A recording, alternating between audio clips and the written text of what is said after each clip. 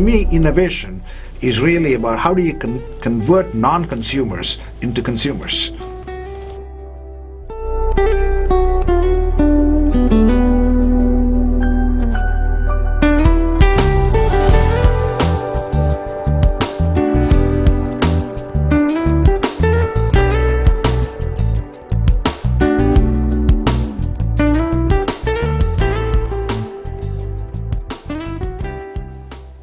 Welcome to this interview of V.G. Govindarajan and his new book, The Other Side of Innovation, Solving the Executive Challenge.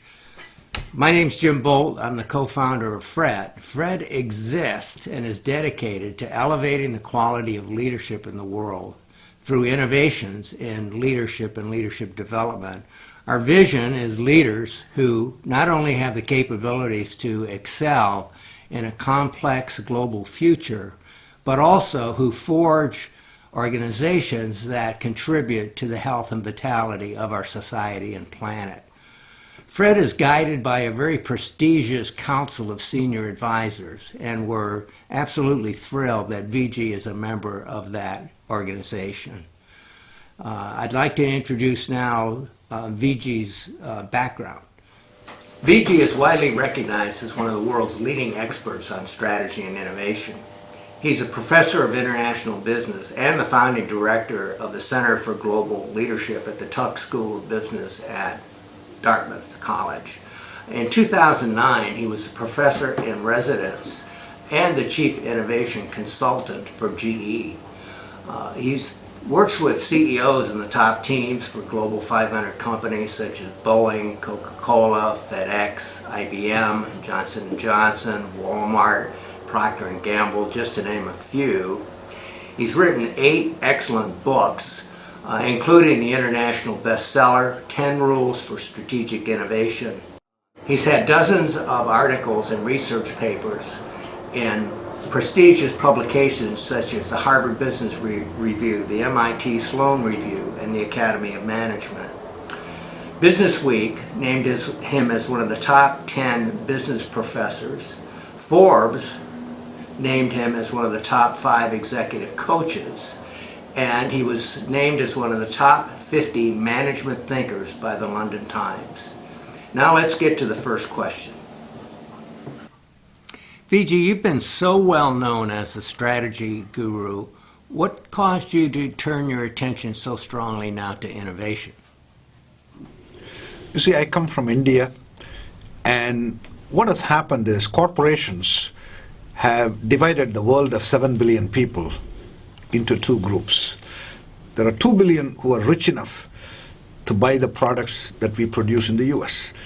And the 5 billion poor, we have left them to charity to take care of, government to take care of. That's an outmoded thinking. We have to bring the 5 billion poor into the consumer base. And if we want to do that, the only way we can do it is through innovation, because they cannot consume the products that the 2 billion rich are consuming. And that's really what got me interested, especially coming from a poor country like India. Vijay, I'm also wondering, how is it that you define innovation? Innovation to me is creating something new to the world. A good example is Tata Motors, one of the Indian companies, launched Tata Nano, the $2,000 car. That is innovation, because what it has done is it has given access to automobiles to people who are non-consumers of automobiles today, namely the two-wheeler population. And the two-wheelers in India are priced at $1,500. If you make an automobile for $2,000, you can migrate the two-wheeler population into four-wheeler population. Therefore, to me, innovation is really about how do you convert non-consumers into consumers. In your book, you mentioned that even the best companies don't have innovation figured out. Why is it that innovation is so difficult? It is so difficult because most companies don't get very many opportunities to engage in breakthrough innovation. Therefore, there is no wealth of information that they can draw from to get it right.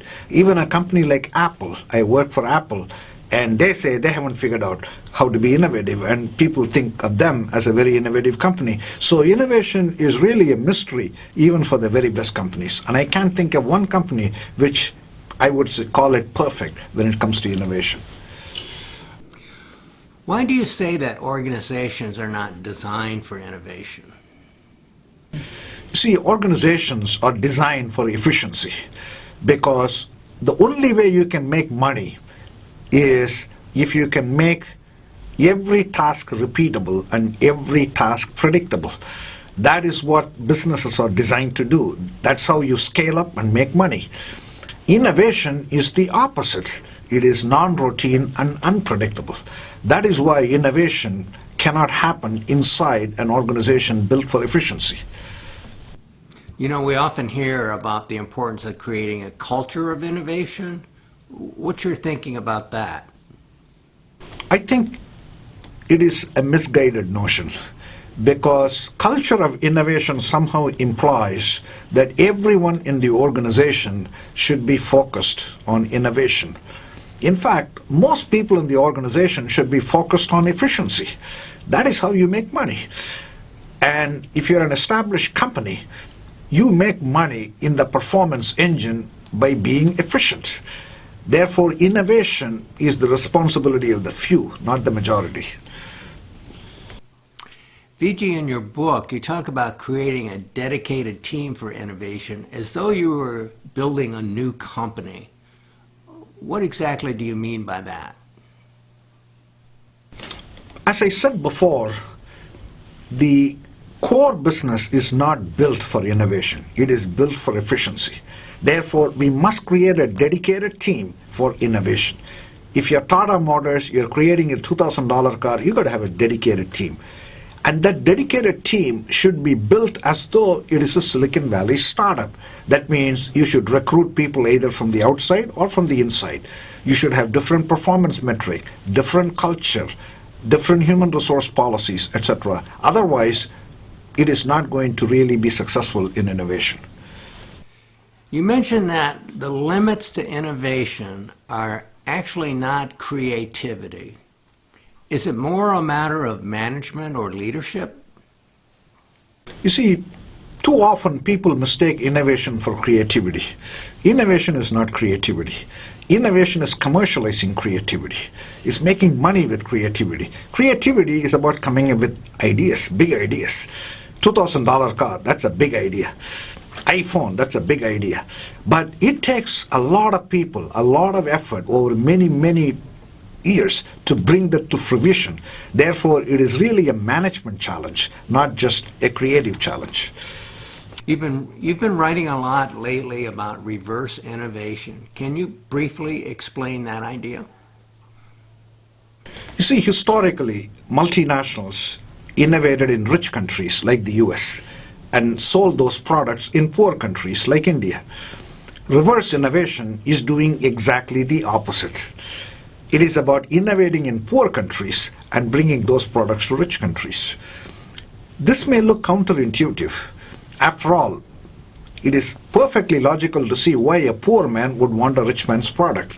Rich man has an automobile, poor man wants an automobile. But it is not that clear why a rich man would want a poor man's product. That's what reverse innovation is all about. And this is going to be one of the biggest mega opportunities in the next 50 years. What are the 2 or 3 most important things an organization could do to significantly increase the success of their major innovation efforts? I think there are 3 important principles organizations should keep in mind if they want to be successful in innovation.